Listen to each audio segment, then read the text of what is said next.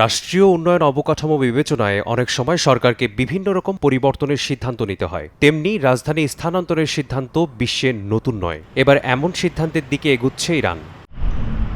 সম্প্রতি ২৫০ বছরের পুরনো রাজধানী তেহরান থেকে স্থানান্তরের সিদ্ধান্ত নিয়েছে ইরান সরকার। নতুন রাজধানী হবে উপকূলীয় মাকরান অঞ্চল। জনসংখ্যা বৃদ্ধি, যানজট, সম্পদের অব্যবস্থাপনা, ভূপৃষ্ঠ দেবে যাওয়া, পানি, বিদ্যুৎ সহ নানা রকমের সংকট মোকাবেলায় এ সিদ্ধান্ত নেওয়া হচ্ছে।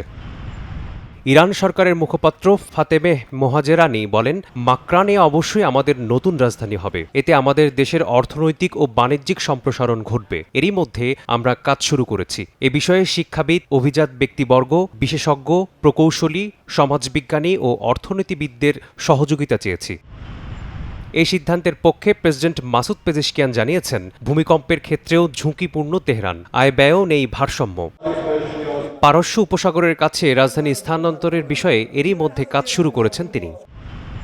মূলত সিস্তান ও বালুচিস্তান প্রদেশে অবস্থিত মাকরান অঞ্চল ওমান উপসাগরের নিকটবর্তী হওয়ার কারণে ইরানের জন্য কৌশলগত সুবিধা দিবে। এই অঞ্চলটি ইরানের জন্য একটি গুরুত্বপূর্ণ বাণিজ্যিক ও সামুদ্রিক কেন্দ্রে পরিণত হওয়ার সম্ভাবনা রয়েছে। প্রায় ৩ দশক আগে শুরু হয় ইরানের রাজধানী স্থানান্তরের আলোচনা। পরিবেশগত ঝুঁকির কারণে ২০১০ সালেও এ বিষয়ে আলোচনা উঠেছিল বলে জানান ইরান সরকারের মুখপাত্র।